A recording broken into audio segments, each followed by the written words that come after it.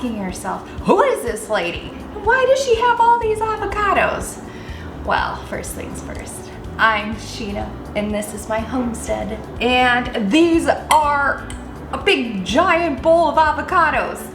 So Whole Foods had a big sale on organic avocados. It doesn't happen often, but this is the time of year for sure. So we stocked up, we bought a ton, and we are going to make ourselves some homemade guacamole.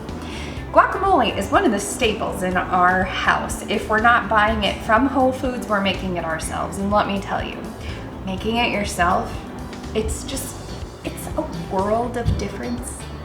You can't even compare it. It is just phenomenal. So let's get to it. Okay, so let me chop up all of these avocados. I'm not gonna make you watch the whole thing. I'm just gonna prep these for you so that we can get started.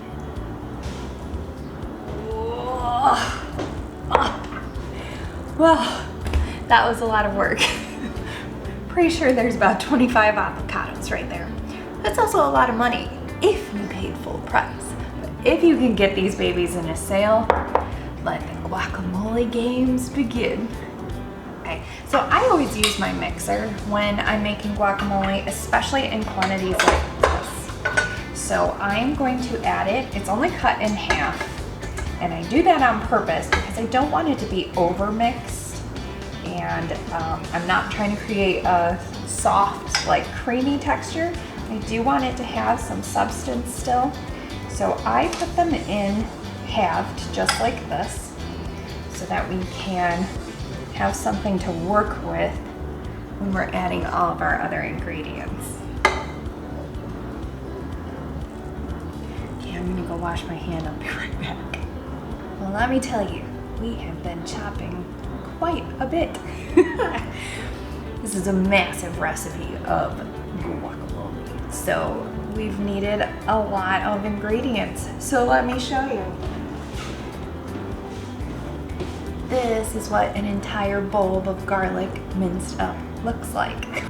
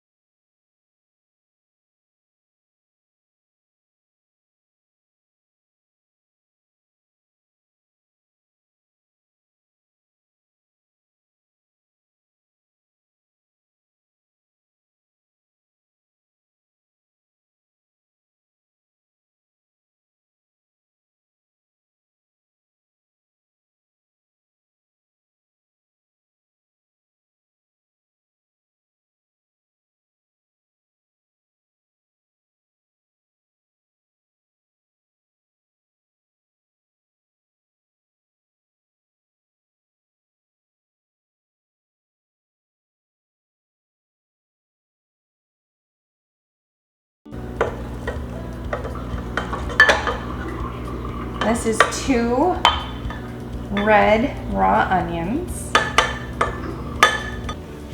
And you can't forget about your cilantro.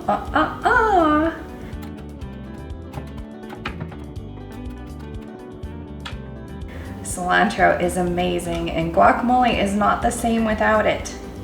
And I've actually chopped up a little bit of dill in here too. If you don't know, dill is my favorite herb in the summertime, and I try to use it as often as I can.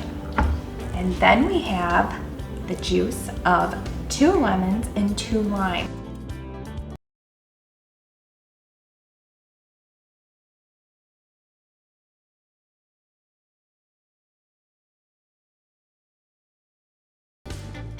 I love putting the lemon juice in. It gives it such a fresh flavor, but on top of that, it helps your guacamole to not brown up, and it stays beautiful and green.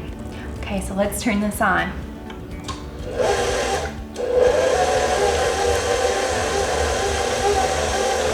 Now that is a beautiful sight.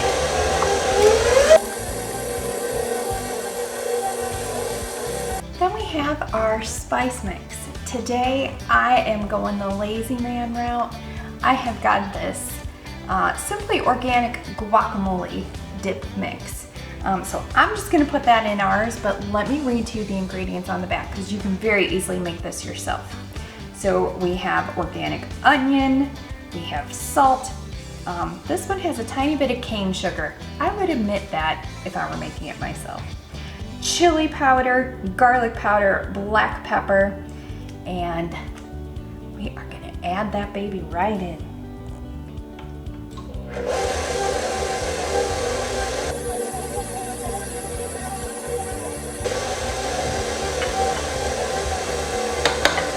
Okay, it's time to taste this bad boy. Let's figure out if we need any more of anything. Oh, it's awesome. It's super thick. I love it like this.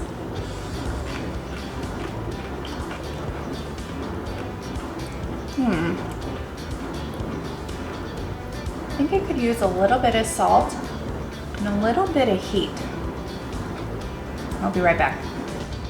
Okay, I'm gonna add just a tiny bit of this cayenne pepper. Just a little. My kids don't mind heat. Now, you can put jalapenos in yours. I don't have those today, so I'm not going to do that, but when the garden comes in and we have jalapenos galore, then for sure we're gonna do that too. Today, I'm going to also put in this Korean red pepper. It's really good. It adds a lot of depth to anything you're making. So let's do that. I'm gonna put a pinch of salt.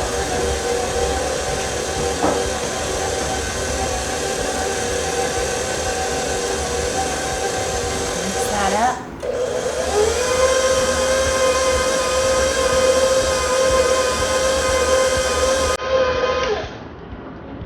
Let's try this bad boy. Round two.